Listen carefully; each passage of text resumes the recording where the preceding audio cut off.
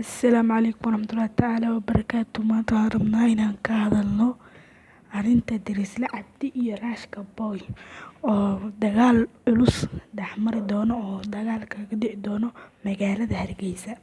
YouTube channel-ka aad ka daawanayso hadda waa Soomaali Tijaabo 11. Horta intaan barnaamijka u talagalin maxaa ka jira arrinta dagaalka ee Raash Kaboy iyo Dirisle Cabdi.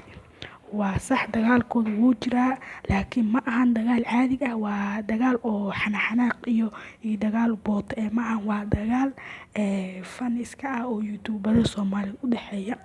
Markay dagaalka sheegeen Dirisle Cabdi iyo Raash Kaboy, waxaan arrintaas sida wada ognahay qofka markuu wax cusub oo soo kordhiyo waxaa reaction ka bixiyo YouTuberada kale ee Soomaaliyeed.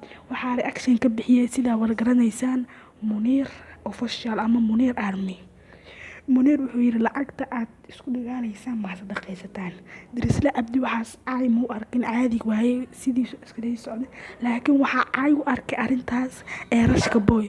Marka Raash Kaboy ayaa yiri Muniir anaga muu diinta noo daa markuuna leeyahay lacagta ma sadaqaysaan oo isku feereysaan. Marka meeshaas ayuu dagaal culus ka dhexmaray Muniir iyo dagaalkaas waxaa dhexdhexaadiyay sida ogtihiin Sheekh Badbaado channel ayaa dagaalkaas hadda dagaal ma ka dhaxeeyo labadooda hal mar isku celiyeen. Laakiin waxaa arrintaas si xun ugu xumaaday ninka la yiraahdo Muniir oo wuxuu ku soo qoray YouTube-kiisa asma ninkeeda akhlaaq ma lahan. Labadaas YouTube ayaan isku baxayaan feerkana waxaa leeyahay waa run feerka YouTubera Soomaaliyeed ay u dhaxeeyo. Assalaamu calaykum.